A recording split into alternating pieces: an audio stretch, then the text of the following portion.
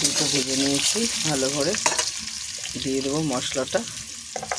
ট্যাংরা মাছ করবো, 5 ফোড়ন সম্বাদে আলুটা বসিয়ে দিয়েছি। এখানে ট্যাংরা মাছ আর আলু ফুলকপি ভাজা আছে। এখানে আছে জিরা, আদা আর টমেটো, কাঁচা লঙ্কা পেস্ট করা। দিয়ে দেবো। আলুটা ভাজা হয়ে গেছে। দিয়ে দেবো নুন পরিমাণ মতো।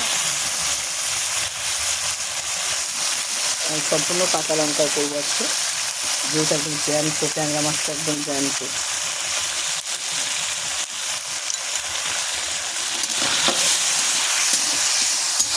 কাঠি জলে রান্না কার কার ভালো লাগে অবশ্যই কমেন্টে জানিও।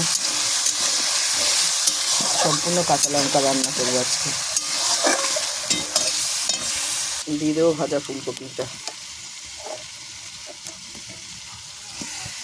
দিয়ে দিচ্ছি ফুলকপিটা দিয়ে কষাবো।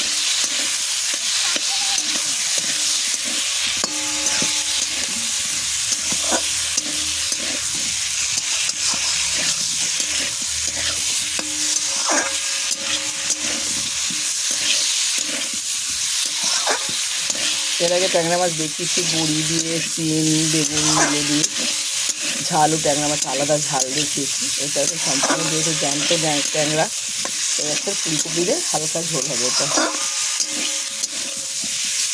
জ্যান্ত মাছ সবসময় আমি হালকা ঝোলই করি।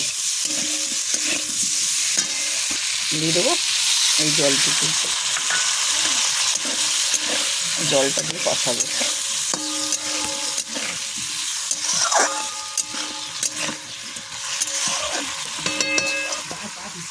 একটু কষানো, দিয়ে দেবো জল।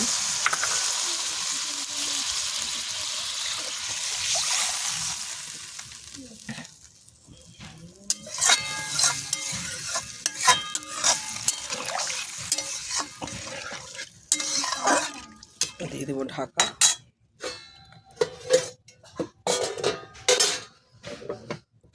ঢাকাটা দিয়ে দিলাম, ফুটছে। ঢাকনাটা খুলবো, মাছটা এবার দিয়ে দেবো। ঝোল টকবক করে ফুটে গেছে। দিয়ে দেবো সব মাছগুলো।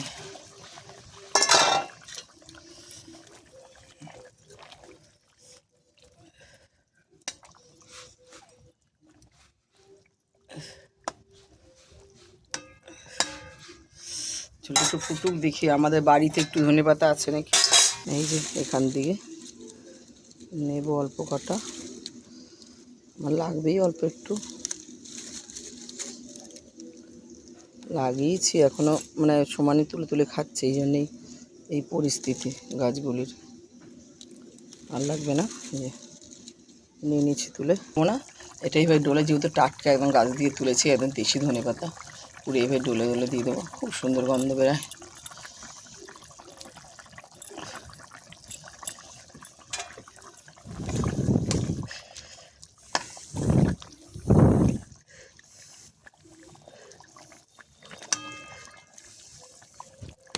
নামিয়ে নেবো এবার। এটা হয়ে গেছে। দিয়ে দেবো কাঁচা লঙ্কা কটা নামানোর আগে দিয়ে দিলাম। এটা নামিয়ে নেব। হয়ে গেছে। ফুলকপি দিয়ে জ্যান্ত একদম ট্যাংরা মাছগুলি যখন নিচ্ছি তখন কিন্তু জ্যান্ত মাছগুলি, ট্যাংরা মাছগুলি সব চড়ছিল, একদম জ্যান্ত ট্যাংরা মাছ। দেখুন,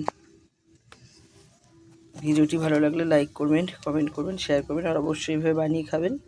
এর আগে আমি অনেক ধরনের দেখিয়েছি, আজকে এইভাবে দেখালাম। আর অবশ্যই শেয়ার করবেন।